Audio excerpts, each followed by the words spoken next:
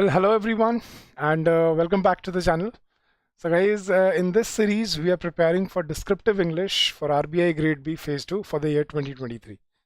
So, I welcome you back, and this is the fourth session in this series. And today we will be discussing live essay writing, and we'll be looking into what should be practiced, what should be taken care for when we are writing an essay in the actual exam. Right. So, good morning, everyone. Thank you so much, guys. I think I'm audible and I'm visible, right? So just give me a confirmation. And guys, don't forget to like the session. I mean, that is the least you can do, right? So just to provide the necessary motivation to us. So don't forget to press the like button. Don't forget to share it, and you will get the PDFs of these sessions in our Telegram channel. The link for which has been given in the description of the video. Good morning, Sahil. Hello, Vinci. Hello, Honeybee. Hello, Yash. Hello, Priya. Thank you. Thank you for the confirmation, guys. So let's begin. So in this session, we will be discussing live essay writing with you, and you will be the one choosing the topic for me today. You will be the one giving me the inputs, all the research that you have done, and then we'll try to formulate an essay right here, right now. Right, so let's begin, guys. So the agenda for this session is, first, we'll pick up the basic essay writing skills, we'll revise them. Then I'll give you some important essay topics for this year. Then you will be choosing a topic out of those, of those potential topics, and then we'll be writing a live essay.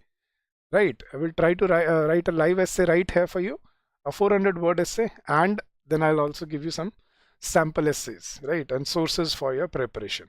So that is the agenda for this session.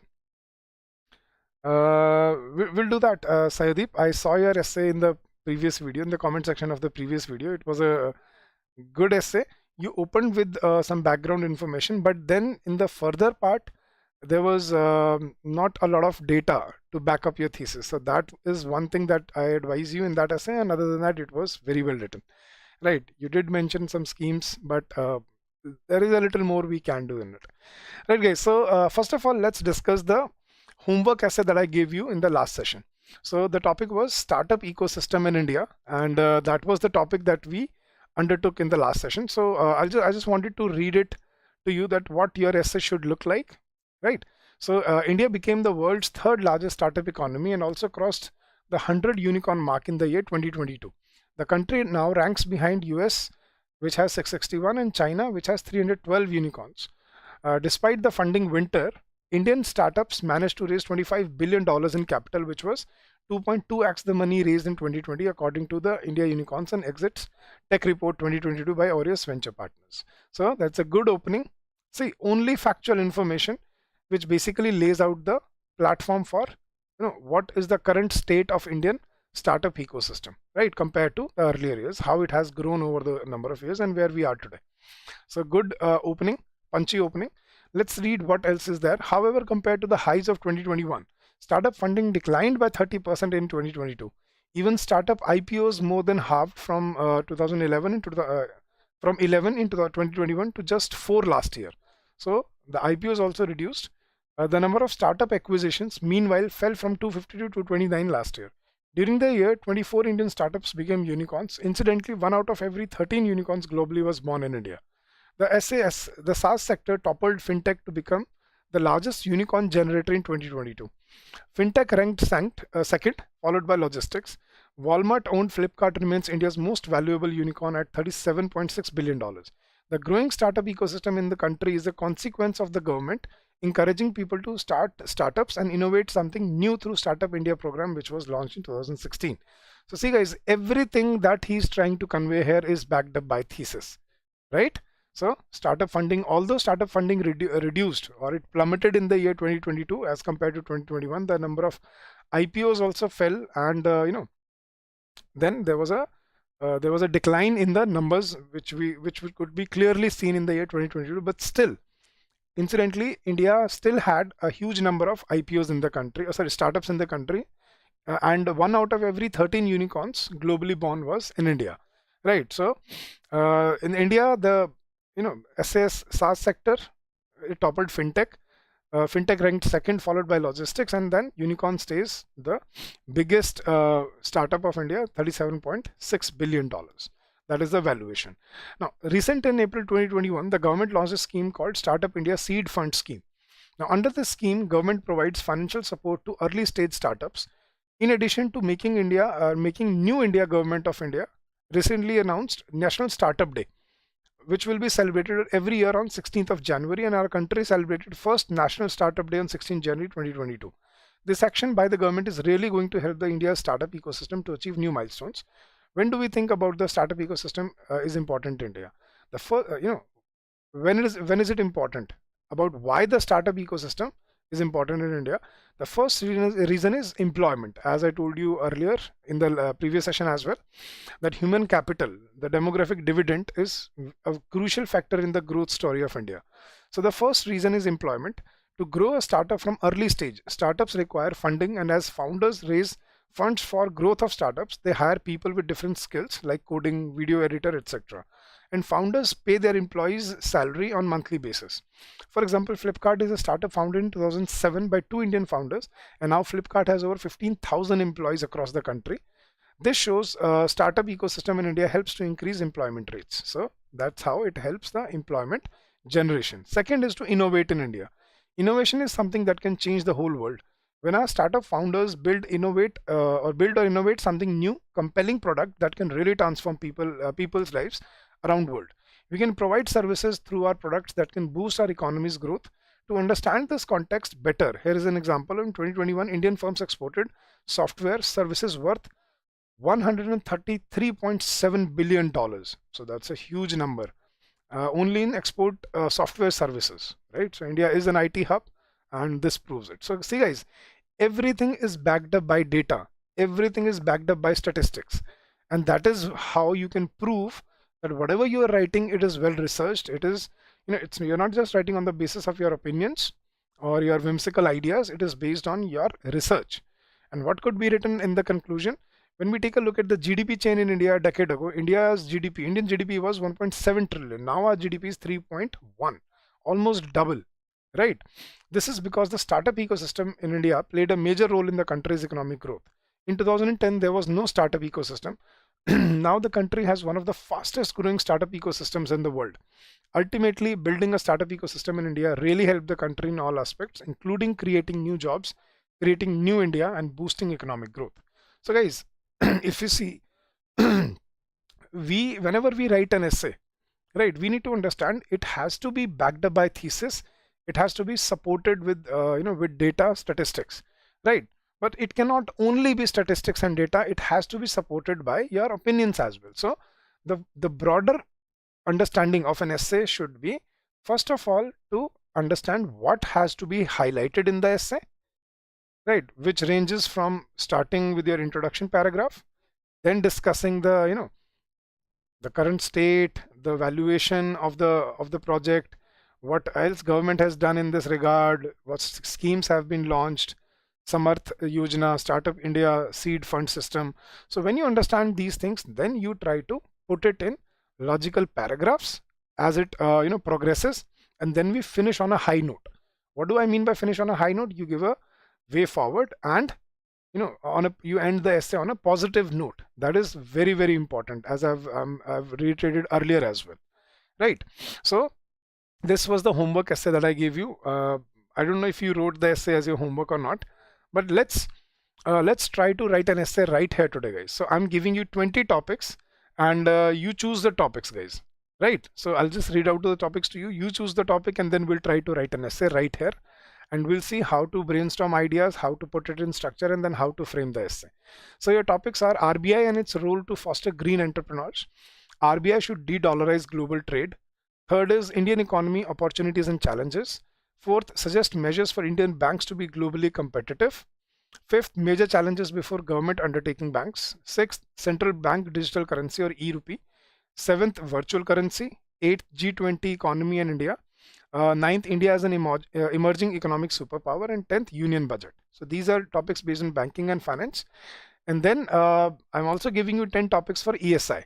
right? Economic and social issues. So Indian startups and their contribution to making India a developed nation by 2047, women entrepreneurs and Indian economy, impact of 5G on economy and society, uniform civil code will unify India. India's UPI system will go global. Significance of population control bill, reservation of economically backward class, increasing scopes of tourism industry in India, social media and violation of right to privacy, and pollution free India. So guys, you have 20 topics in front of you. Please choose one out of these and let's see how we can build an essay right here, right? And I want all of you to participate in this. I want all of you to be receptive. I want all of you to to put in your to please give in your inputs so that we can draft a good essay, and we'll see how we can write an essay right here now. All right, Mukul says RBI should de-dollarize global trade. India's UPI will go global. All right. So guys, you want a banking and finance based topic, I think, right? Because that's one thing that most of you fear. And guys, please don't forget to like the session. It's a humble request, because it can, so that it may reach someone out there who really needs needs the sessions like these. So I'm sure you have done it, but don't forget it. RBI should de-dollarize India. RBI should de-dollarize global trade. Yes, guys, I want all of you to please give me your inputs.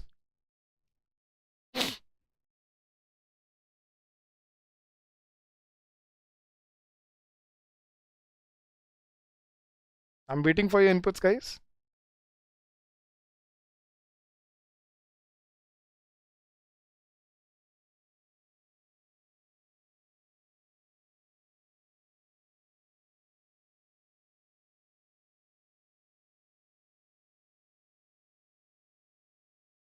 Nobody wants union budget or e-rupee? I think we discussed last time, right? How about Indian banks to be globally competitive, or what about UPI? UPI, I think also we discussed last time, right? If I'm not wrong. So I think that was done. How about India as an emerging economic superpower, or impact of 5G on economy of India?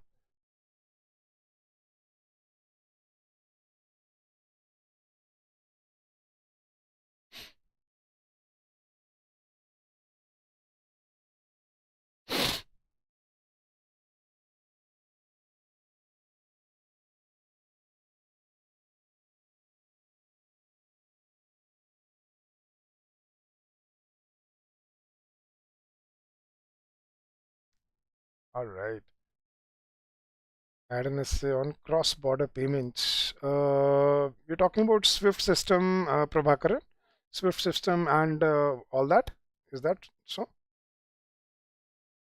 Because it has been in news, because recently I think this was the issue with Russia. Russia said we have billions and billions of dollars in stock, but we don't know where to use it. So that was one problem that that was in news, right, Prabhakaran? Uniform civil code will unify India. Okay. RBI should de-dollarize Indian economy opportunities and challenges. Vinci. All right. Bhuvan Union budget. G20 Indian economy. Guys, there are various inputs. So should we go for the de-dollarization of? I think that is the most sought topic. So RBI should de-dollarize global trade, right? All right, Vishaka, thank you for the input. Women entrepreneurs and Indian economy. See, this is a very good topic, evergreen topic. Reason being, this was also there in the previous year, in the year 2022. So, women entrepreneurship. So, this is an important topic, and right. So, yeah, okay, guys. So, we'll try. RBI should de-dollarize global trade.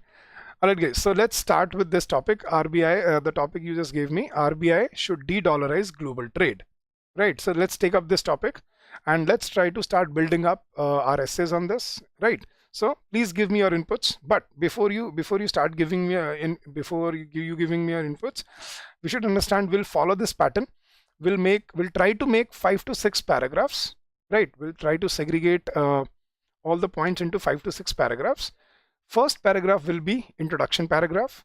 Second paragraph will include the body part, which will have 3 to 4 paragraphs, which includes the social dimension, the economic impact, the political measures, right? If relevant in this topic, and then we will end with the conclusion part, right? So we must remember, in introduction we need to grab the attention of the reader by providing some background information on the topic, right? So guys, please give me your inputs about the global hegemony or the global dominance of dollar, right? Do give me some background info about that. So I'll put it down here so that all of us can see how it is formed. Then we have to connect it with the topic, and then that would be called the outline of the argument, right? Then in the body part, we'll try to discuss, we'll try asking all these questions, right? What are the problems or obstacles in this? What are the benefits of de-dollarizing the trade in the world? What role could Indian rupee play in this regard, right? Or what is the purpose of this? That can also be discussed. Now, what are the reasons behind the issue? So we have these 5 points to discuss, guys, right? What are the first of all, what are the benefits? What would be the benefits, the potential benefits of de-dollarizing the global trade? Now, what is the purpose of doing this, right? What are the reasons behind this? Then what are the obstacles or challenges that may be faced in the world, right? Or what reasons have prompted this this idea? So that should be discussed here. Then how it can be done, right? How it will impact the growth of the country and how it will change the global dominance, and what are the steps and measures or precautions that need to be taken, right, by RBI in this regard. So please do share your inputs regarding this, and then we will conclude by returning to the theme of the introduction, right? Then we will propose a course of action, a solution, maybe implications upon the future, and then we'll end it on a high note by giving a way forward, right guys? So please do share your inputs about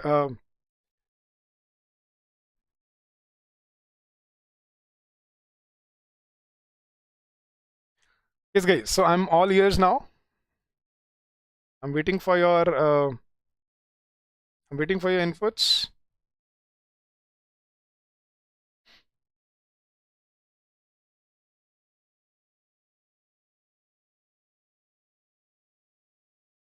No, Mukul, you don't have to write a whole sentence.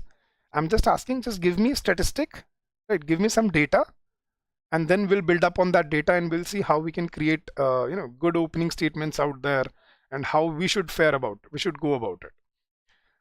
Thank you, Mukul. Mukul has written earlier, all the currencies were backed by gold when we followed a fixed exchange rate system. All right. So let me put down the points here, right? First, we'll be discussing the introduction part. So in introduction, what could be included? So there has been a predominant. So I'm just putting down the points here, guys. Predominant dominance, or let's say predominant, let's say dependence on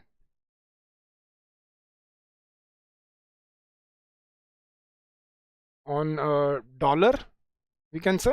Can we say that? So predominant dependence on dollar. After 1980s, US dollar became popular in international trade, contributing around 80%, right? Right, Mukul?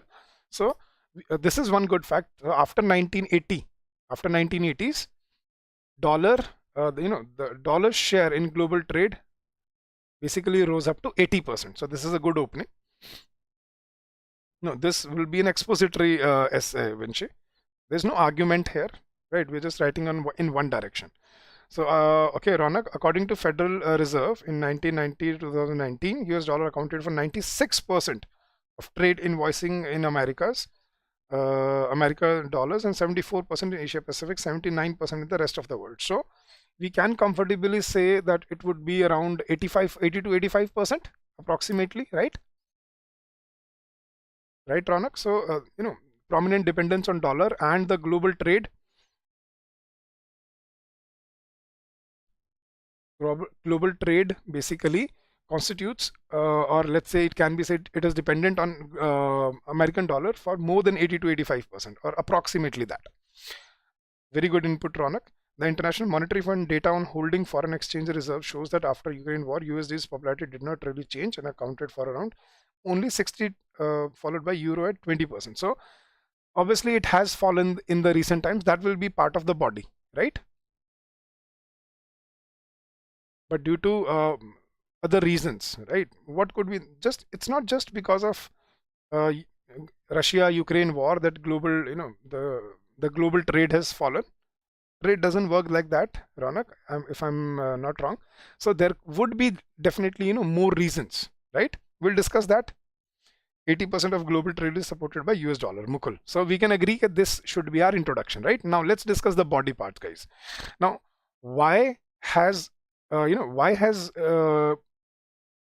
dollar plummeted, or why has it dwindled in the recent years? Now let's discuss first of those reasons, right? So that's how we'll start the essay.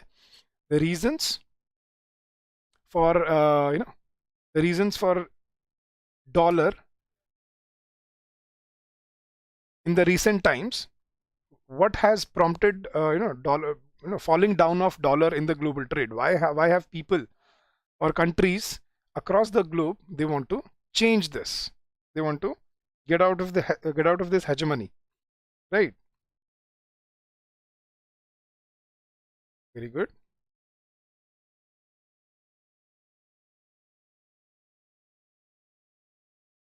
Yes, Prabhakaran, but I think there is a problem. I know. See, Indian rupee has been accepted by, I think, if I'm not wrong, 19 countries. So 19 countries will be trading bilaterally with India in Indian rupee. That is true. But see, when we talk about global trade and how Indian rupee can dominate in this, we need to include the, the big players: Russia, China, America, Europe, right? So counting these, prominent economies, now, this is what I was talking about. We still have a long way to go, right? So that's what I was talking about, Prabhakaran. To manipulate its currency and gain economic dominance. Very good, Khanya Srivastava. That's a very good point. So reason for, for fall of dollar. Now before this, Kanya, we can put in how dollar dominates the trade.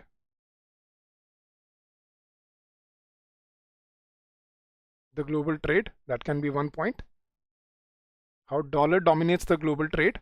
Then what are the reasons in the recent past which has led to the fall of dollar, or let's say the dominance of dollar in global trade? That we'll discuss that, right? Free trade agreements between nations promoted countries to carry out transactions in their local currencies. Very good, Mukul. So free trade agreement, FTAs, across the world is another reason for the fall of global dominance of dollar. What else, guys?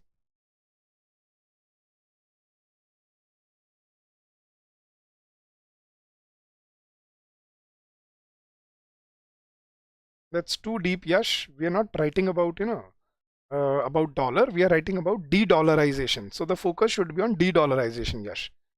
Less dependency and monopoly of one currency. Very good, Akash. So the basic idea is less dependency on one currency, and what else? And to break the monopoly of one currency, or developing countries or emerging countries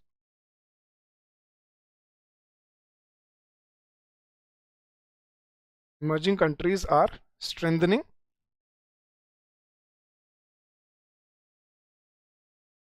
their currencies, right? That is one another reason. Very good, guys.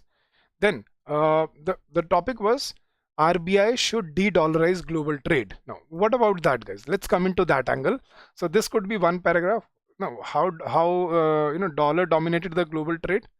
Reasons for the recent fall of dollar. FTAs across the world, less dependency on one currency. Plus, everyone and US tends to use that power, use that dominance of dollar in global trade to ascertain its power on different countries, in, for example, countries in Africa or South America for that matter, or in Eastern Asia, right? So to break out of that circle, there are reasons. So we can make one paragraph that how it has dominated and why people are, why people want to, or let's say countries want to come out of this, right? Now, how RBI has promoted, or how RBI has suggested to de-dollarize global trade. Now let's discuss that, guys. Absolutely, Ajay. That's what this means. Less dependency on one currency, and emerging countries are strengthening their currencies, their own indigenous currencies. The reason for that is they want to break out of this burden, and for ages, right? We can cite examples, but we have other things to discuss here. So for ages, India dollar has dominated across the world, and they use this power to to mingle, or let's say to incline the decisions in their own favor, right? Weaponization of SWIFT system, very good, Monosooth. So how RBI can de-dollarize, it's about the part where we're talking about how RBI can de-dollarize trade. So one is SWIFT system, strengthening SWIFT system, which proved really beneficial during the during the recent years. So we'll not mention that during the wake of Ukraine-Russia war. So that would be, that would probably seem opportunistic, right? But still beneficial at the same stage, at the same point of time. So SWIFT system during recent years. So that has strengthened a lot. And in the government, I mean the stakeholders, the RBI should further strengthen it. So one is SWIFT system. The second is digital payment system, right? Digital payment system has been a game changer in this, which includes UPI, right? So what should be done will be discussed later on, Ronak. We're discussing how RBI can de-dollarize the trade.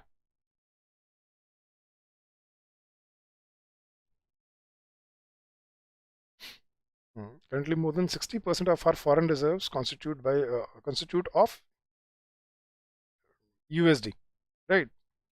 So ये तो हम understood है, इसमें बताने की बात नहीं है Mukul. This is the cause, but not the effect. We're talking about the effect here. So what is RBI doing to de-dollarize global trade? Increasing the percentage share of gold. I think, have you read the news recent news? India, I think couple of days ago, bought a huge amount of gold to be stable in forex reserves, and to keep the economy solvent and strong. More free trade agreements. What else, guys?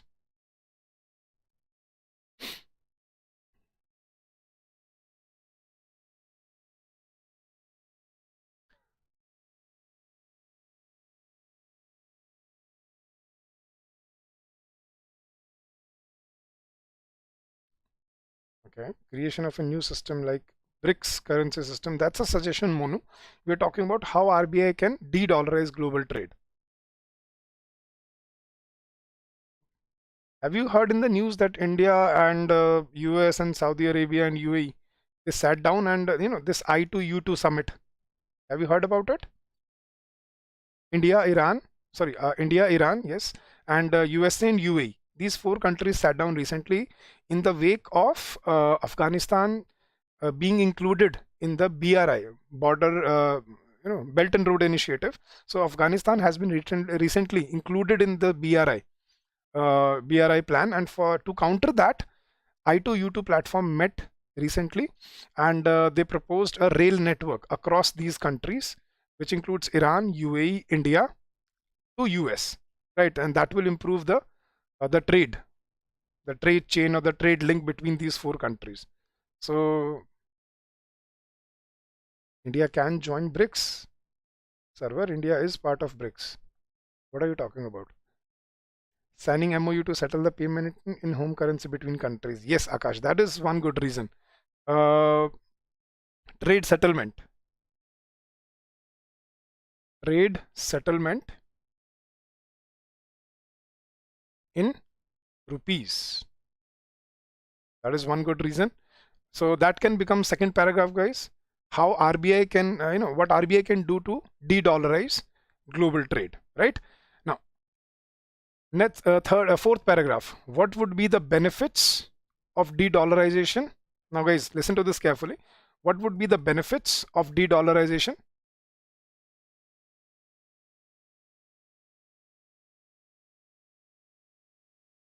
And what could be the potential challenges?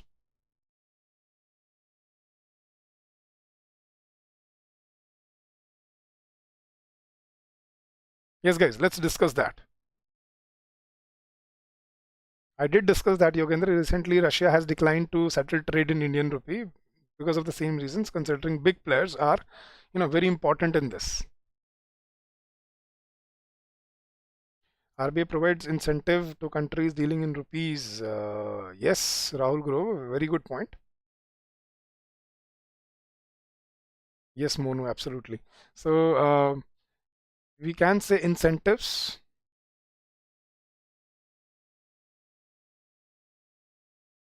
to trade in rupee, right? That is another thing which RBI can do. So what could be the benefits of de-dollarization of global trade, and what could be the potential challenges, guys? Yes, please give me your inputs.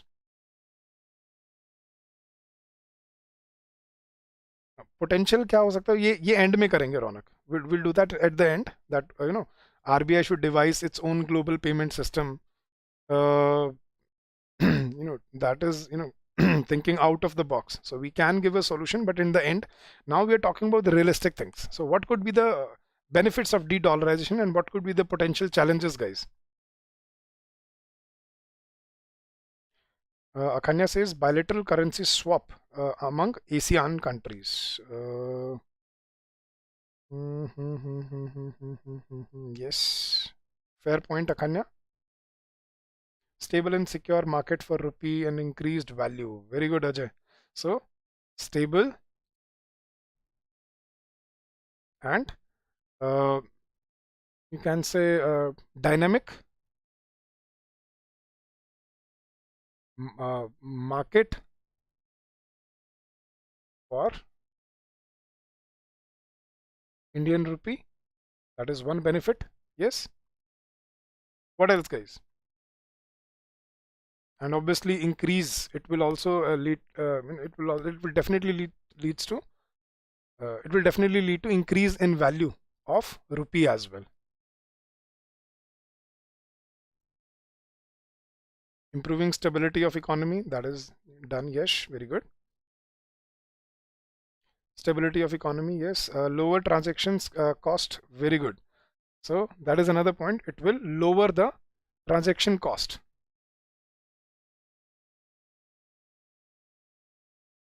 which will benefit the economy in turn, right? What else, guys? Strengthening of home currencies, less dependency on US dollar. We have discussed that. Avoid price fluctuations and current account deficit, as 80% of global trade is done in dollars. So to avoid price fluctuations and current, you can say, Asandeep, instead of fluctuation, we can say to avoid conversion charges, right? I mean the trade charges that we pay for for converting rupee into dollar and then into the third party. So avoid, you can say, third party transaction, avoid, or you can say reduce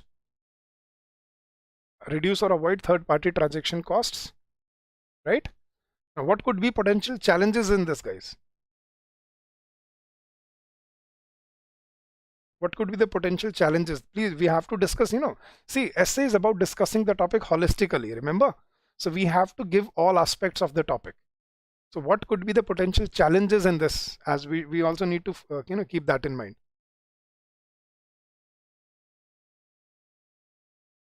Reduction in global spillover due to any economic turmoil in US. Very good, Ronak. That is basically, that falls under strengthening of our economy, and that also can be said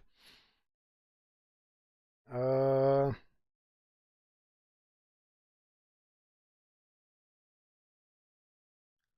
to be proactive approach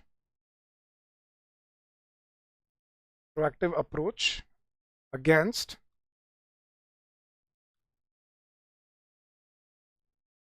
um, volatility in global trade or in world in global economy. चलो ऐसे करते हैं. So proactive approach against volatility in global economy. That is another good point. Yes, guys. Um which can help local markets, industrial development. It will be very good, Ajay. So it will help. It will support indigenous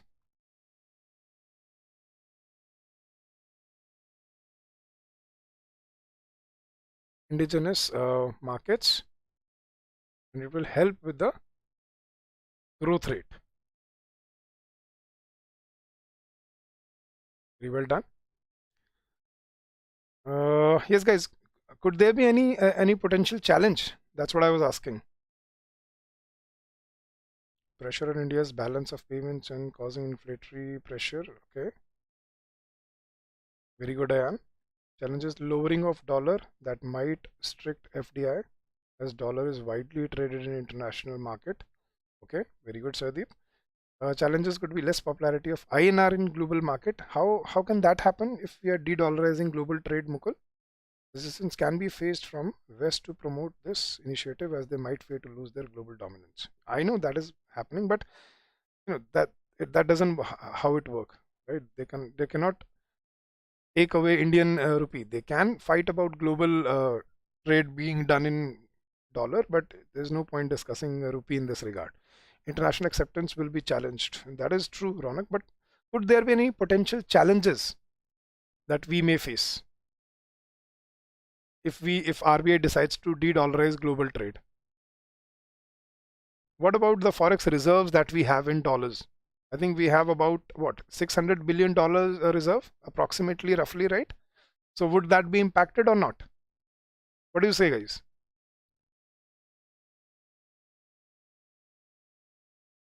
Yes? No? FDI will definitely be one challenge. So in challenges, we can say, obviously FDI might be impacted because of this. What else? 588 billion. Yes. So guys, you are the you are the students of commerce. Okay, so you should know better about it. I do not belong to this field. I just teach English, and being from a non-medical background, I think just staying updated with news, what's happening around in the world, that will give you a broader understanding of topics, right? So can create imbalance in trade deficit between countries as the fluctuations of home currencies is very high and volatile in market. Akash, we're talking about only Indian rupee here, right? We'll not talk about, we'll not take into consideration other countries, but we'll only talk about India. Current reserve will be of no use. Very good, server. US has a strong network effect, meaning that it is used widely simply because it's already widely used. That makes it difficult for other countries to gain traction. That is the byproduct of this discussion, Ayan. The point is there any real challenge if RBI decides to de-dollarize India today? Mark to market value will decrease of Indian forex with IMF. That can happen, Ronak, yes. But not on paper. I'm talking about the real challenges that our country or our economy will definitely face if we go towards de-dollarization in forex, because it is dependent on US for many items. So we can say FDI and forex reserves might be impacted because of this, right? Volatile market can affect Indian trade. Okay. Challenges in implementing de-dollarization, including developing new payment system. That is not a problem for RBI. Addressing legal and regulatory barriers. See, guys, we are only discussing the potential challenges, right? That may arise in later on. But I'm talking about the reality. How India has progressed in the global trade, and everybody is talking about this. Maybe not in open, but even Americans, Europeans are talking about this, that Indian rupee is going to be a challenger, global challenger in the near future. So if India starts to de-dollarize global trade and try to make changes in this, so what could be the practical challenges here? Now, what could be the outcome of this if we really, if we de-dollarize global trade, right?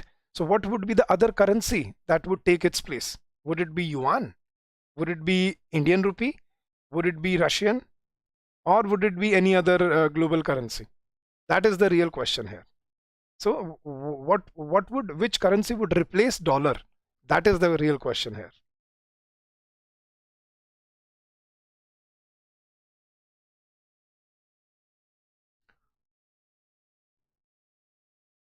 And the stakeholders, very good, disrupt supply chains and making new solutions for payment settlements. That is true, Mono.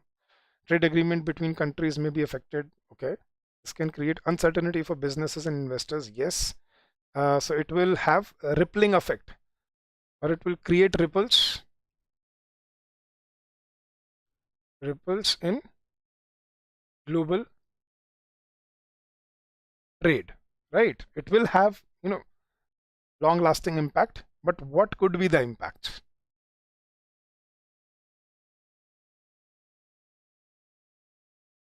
Is not a global reserve currency, so many countries may try to push it for a stable third party currency. I can't exactly. It will also decide it, move from dollar. We are dependent on US for so many aspects. True, server, and it goes both ways. US is also dependent on India for many things. Pharmacy for for being one, right?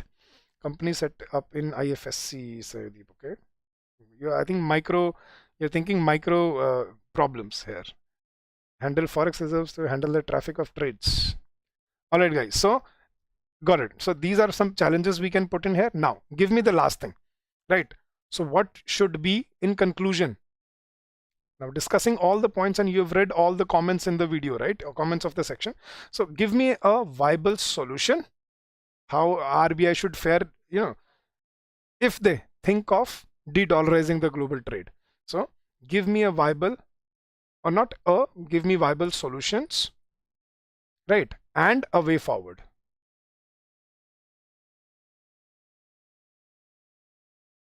Yes, guys, quickly. Exactly, Sarva. So we are not, if we are replacing dollar with yuan, that is also not good for us, right? Considering China is a potential threat to Indian trade and Indian growth story. So if US dollar is replaced by China yuan, then that's another problem for us. So think about it, guys. What could be the viable solutions, and give a possible way forward?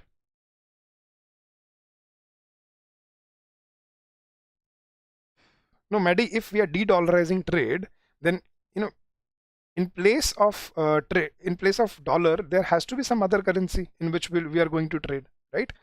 So all the countries cannot trade bilaterally. Am I right, Maddie? So uh, it is, it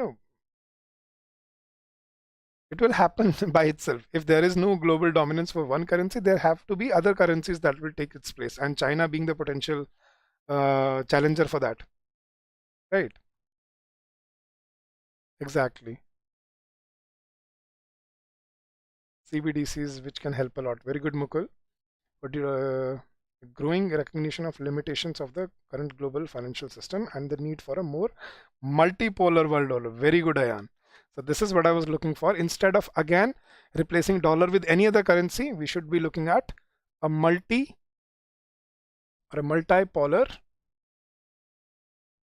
global trade, right? Where trade should not be restricted to forex reserves, or it should not be restricted to only one currency. There should be multiple partners trading bilaterally and multilaterally as well. So that is one viable solution for this. What else, guys?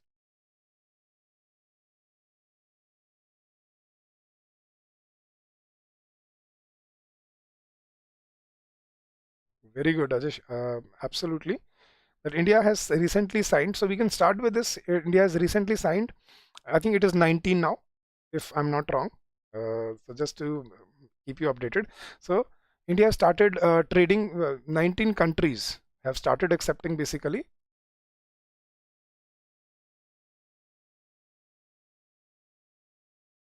have accepted rupee for trade. Yes, guys, what else?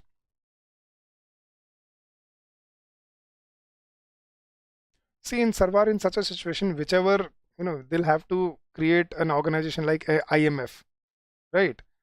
So in such a situation, whichever group gives the most funding, or whichever groups holds the, whichever has its roots in that organization will, at the end of the day, they will impact the decisions of the organization. So that's a poor decision, Ajay.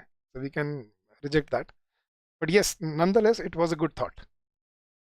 India's potential to move to deal in rupee with other countries by opening Vostro accounts could ultimately boost in rupee value against dollars. Right? Very good, Rahul. Make a solution can be bilateral agreements, transactions in bullion, multilateral or regional cooperation. Very good. Solution could be bilateral agreements. Okay, we can put it in here. It can be included that it can be said that bilateral agreements as well as multipolar global trade, right? Then regional cooperation, very good, Maddie. The need of the hour is to create an international reserve currency which brings in currencies from all major economies and forms an international reserve currency, thus reducing the dominance of dollar. Fair enough. Okay. So, and what could be the way forward, guys? The need of the hour, or the, in this era of emerging, we can say 21st, you can start by saying 21st century. As per reports, 21st century will see, multiple players, right, evolving and becoming important part of this chain, of this global trade chain. So in 21st century, emerging economies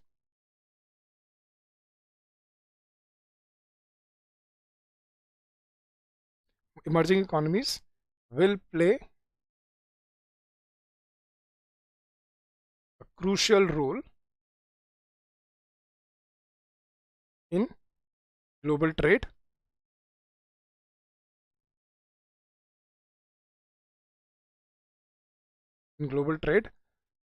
point in question, or point in example, Indian rupee, right?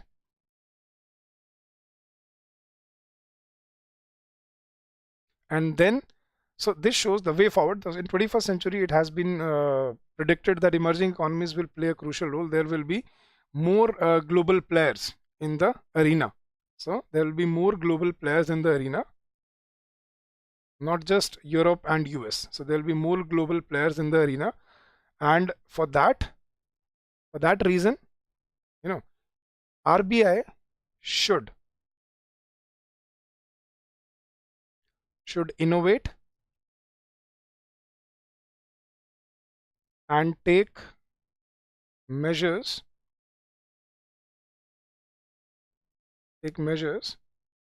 to further strengthen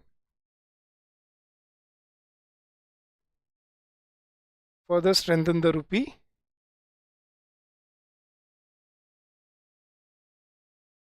and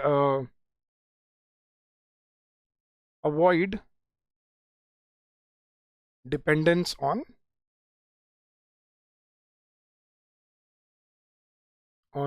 dollar, right, for global trade or for forex reserves, whatever matter. So RBI should innovate and take measures to further strengthen the rupee and avoid dependence on dollar. This will lead to what? It will definitely bounce back the Indian the value of Indian currency. That is that is number one to say so. But what could be the long term impact of this? Yes, guys, what could be the impact of de-dollarizing grade, global trade, and then strengthening Indian rupee with multipolar global trade agreements and bilateral agreements in regional areas? Now, what would be the long-term impact of this? The last sentence of the essay. Yes, guys. Cryptocurrency is not the viable solution. Everybody knows this, Ronak.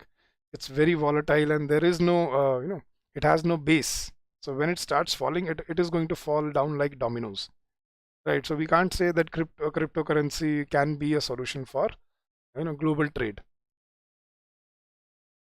because there are a lot of challenges behind it. If itself consists of most 5 demanding currency, then how can it be solution? Don't, we're just discussing things here, Maddie. So don't stop saying right or wrong to everything that you hear here, right? Yes, guys. So RBI should innovate and take measures to further strengthen the rupee and avoid dependence on dollar, and that will lead to what? Achieving the aim of becoming a superpower by 2035. Can we say that? The long goal, you have to target the long goal here. Yes, guys. What do you say?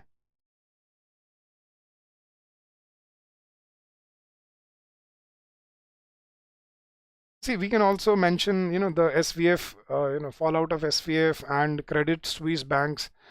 When we are talking about the volatile nature of global economy at the moment, and Indian rupee still resilient in the wake of all the recession in the world, across the world, right? So we can mention that, but what is the long shot here? What is the long goal here?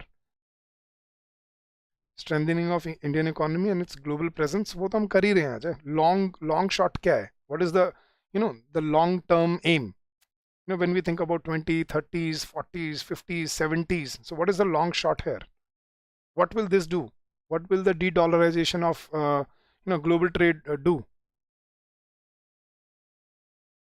Strengthening the rupee, strengthening the Indian economy, वो तो हमने लिख ही दिया यहाँ पे. But what is the long goal here? The far sight that we are we are trying to plan here.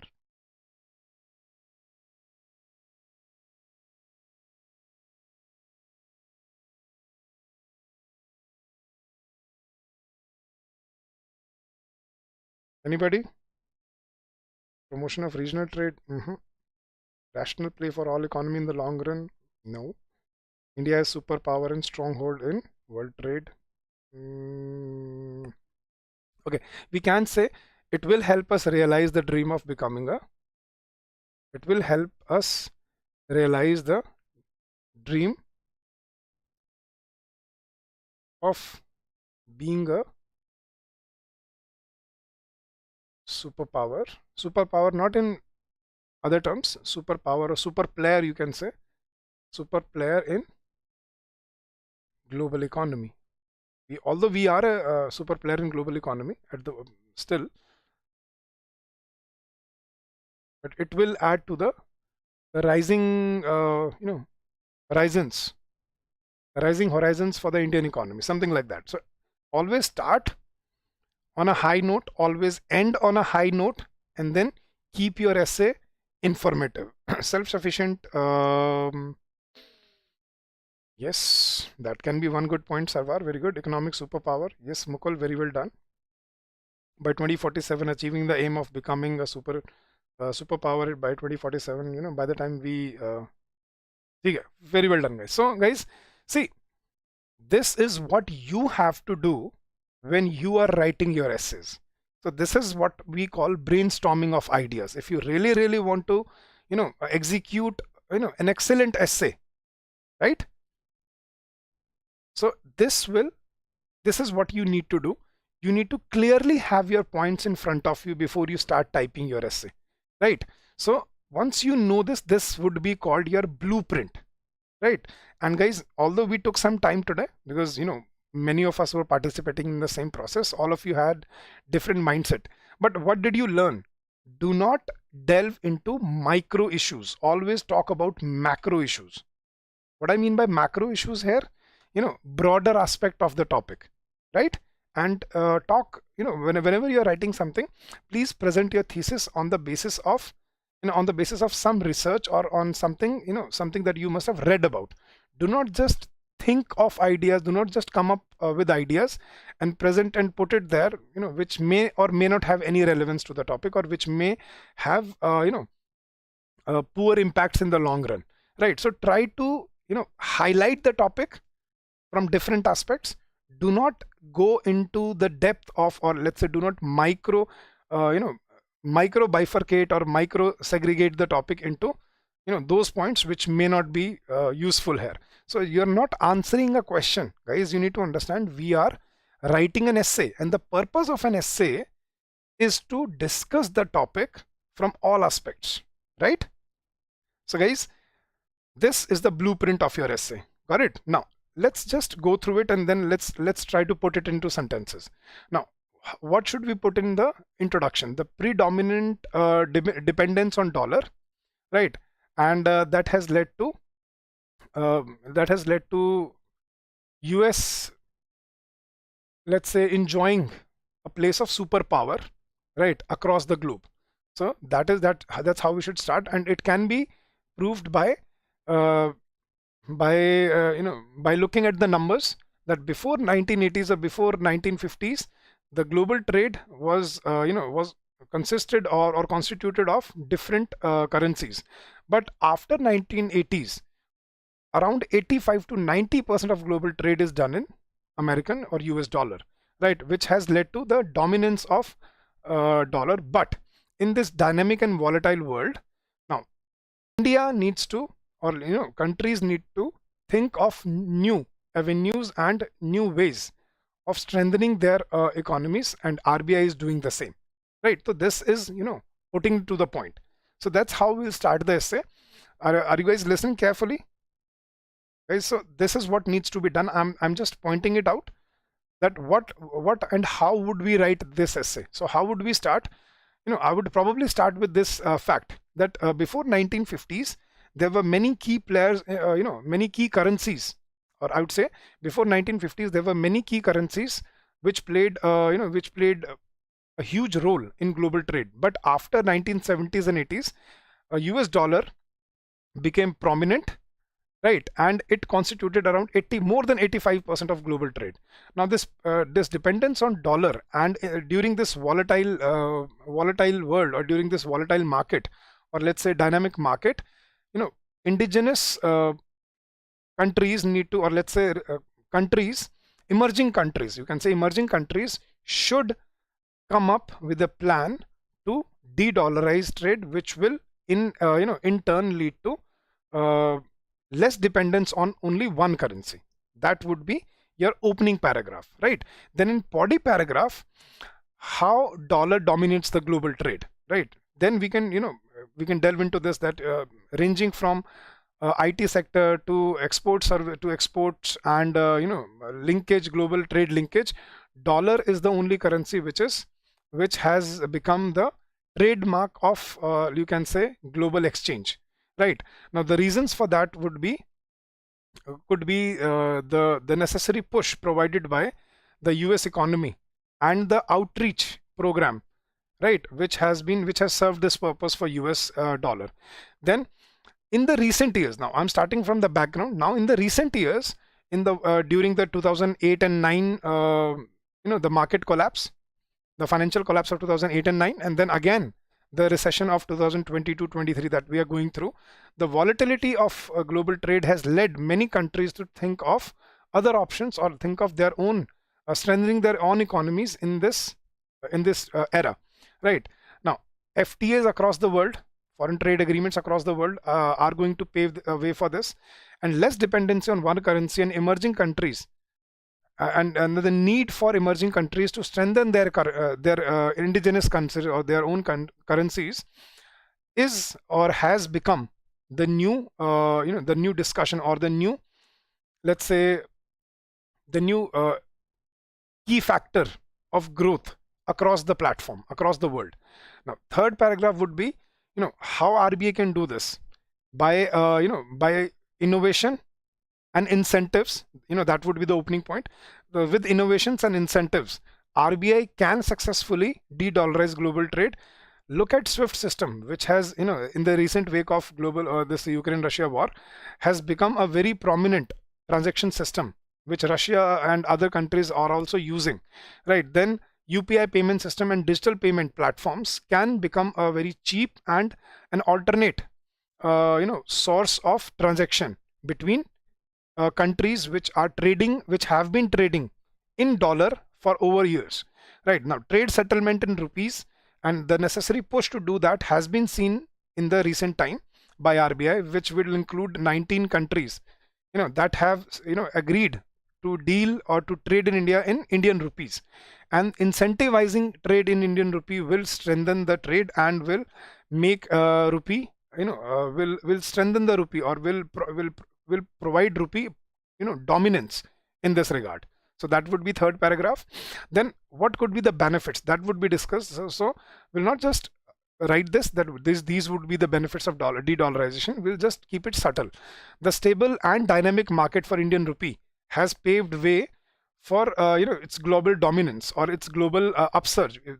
A global upsurge has been seen in Indian rupee, in the value of Indian rupee, because of the stable and dynamic market, the growth Indian economy has seen, and the increase in value is another a necessary benefit that will be existent when we put rupee, right, or when we start trading in Indian rupee. It will lower the transaction cost, it will reduce or it will avoid any third party transaction cost, it will create our own chain, transaction or trade chain that we are calling it. So it will improve the trade chain across the world.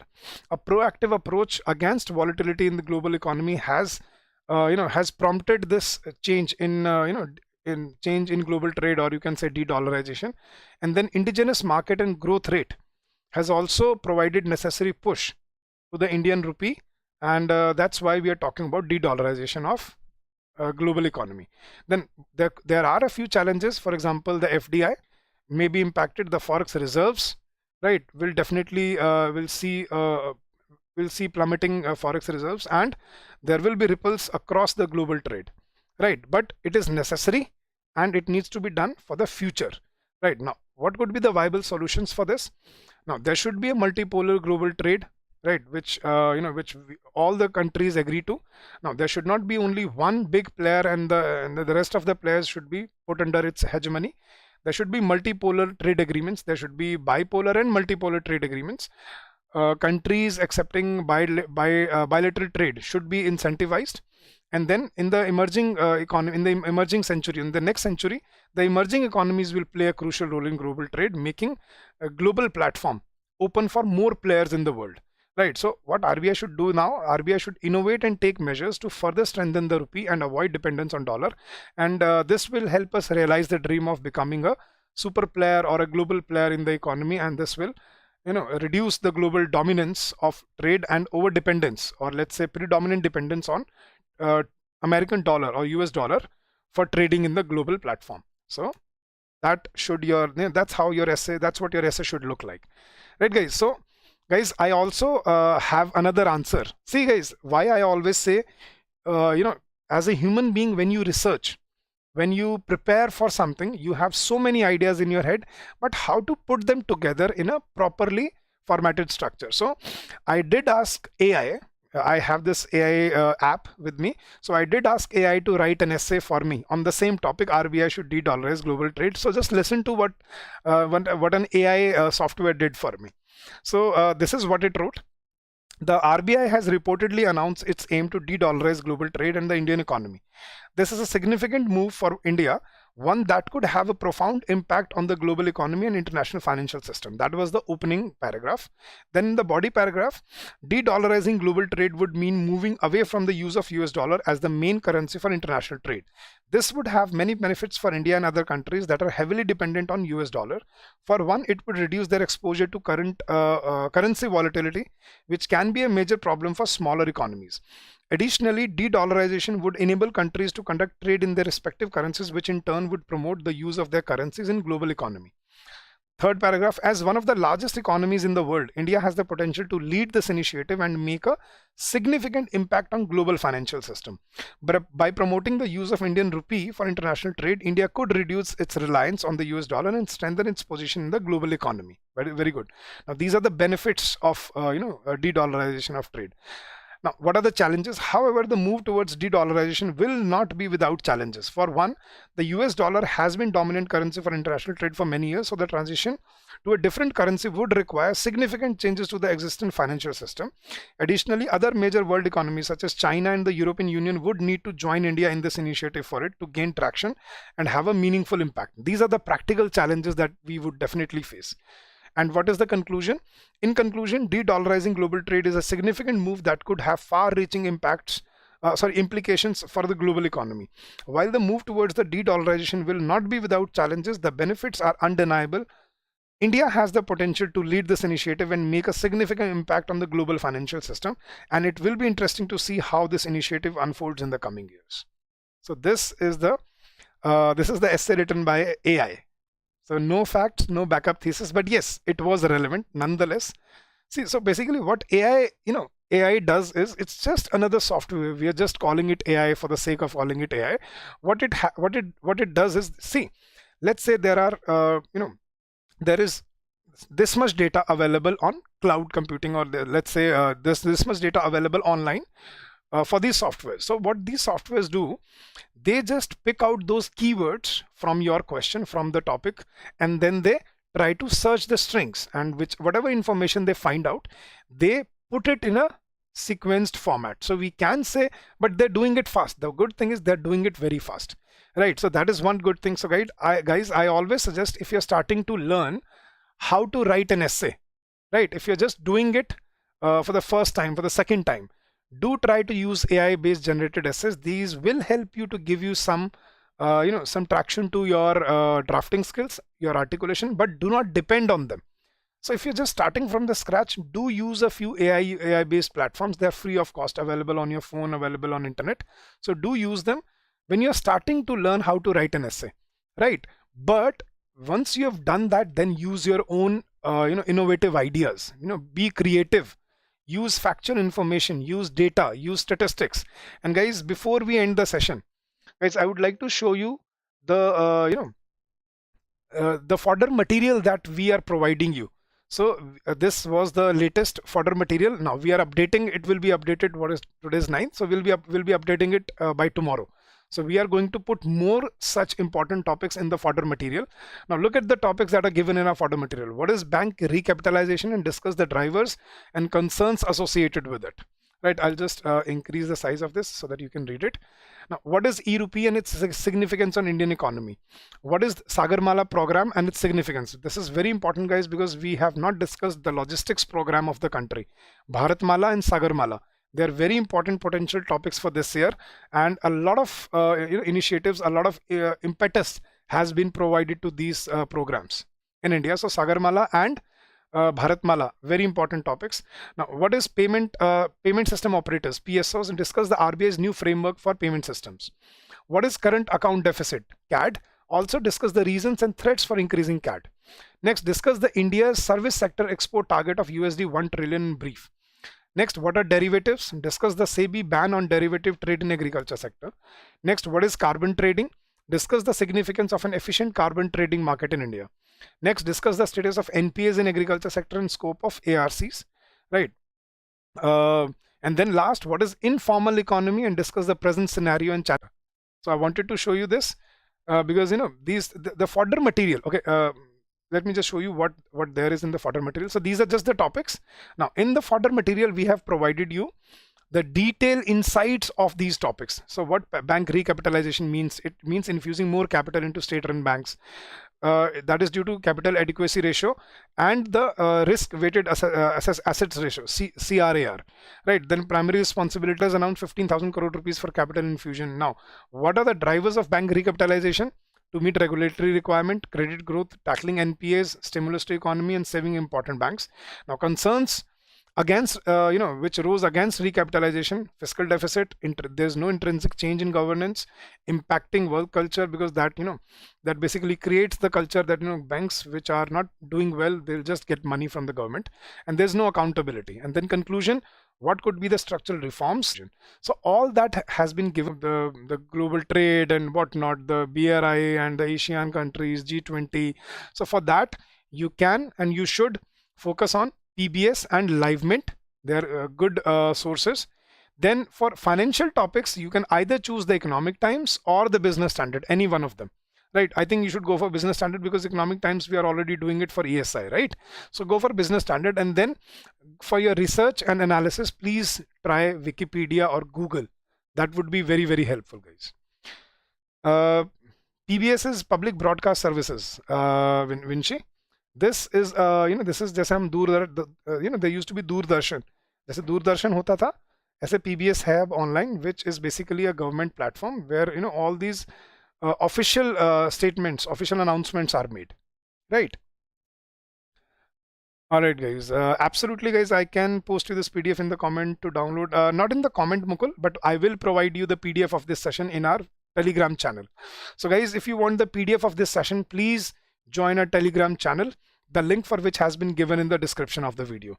Right, guys? And please don't forget to like the session. Don't forget to share it if you found it useful. And if you have any queries, if you have any doubts, please feel free to contact us on this number during the office hours, that is 814-620-7241, or you can also drop us an email for your feedbacks or for any queries at hello@edutap.co.in, right? So thank you once again for your precious time for joining in this session. I hope these sessions are proving helpful, are proving beneficial for your improvement, for your drafting skills, for your articulation skills. So we will continue these sessions. Day after tomorrow, I'll start I'll start a new I'll start a new module, that is Precis writing. So do not forget, guys, every Tuesday, every Thursday, and every Saturday, 8 a.m. in the morning, we are live here for you, with you, to help you in your phase 2 preparation. So thank you once again, guys. I usually follow, I am the Hindu, right? So I follow the Hindu, and I also read articles online. See, when you search for news on YouTube or on Google, they always keep on pushing these new articles to you. So what I did was I kept on searching news, new articles, and now the only strings that I get on YouTube or on Google are related to important news. So I don't follow one particular newspaper, but for reading, yes, I do follow the Hindu. But for online articles, which is most of my reading, that is based on different sources. That is also PBS, that is also LiveMint, that is also sometimes Forbes magazine. Sometimes I also go to Wikipedia when I want to search for something in particular, right? So thank you once again, guys, for joining in. Thank you so much for your precious time. I'll see you again very soon, guys. Do let us know in the comment section of the video whosoever is watching. So please leave a comment. How did you find the session? And please do give your feedbacks as well. Do share any inputs that you may have. And if you find these sessions useful, please don't shy away from dropping a feedback, dropping a comment on in the comment section of the video. And I'll see you once again day after tomorrow, and we'll continue this series up till end of May. And that will definitely help you in your preparation for phase 2. So thank you once again, guys. Stay safe, stay healthy, and happy learning to all of you, guys.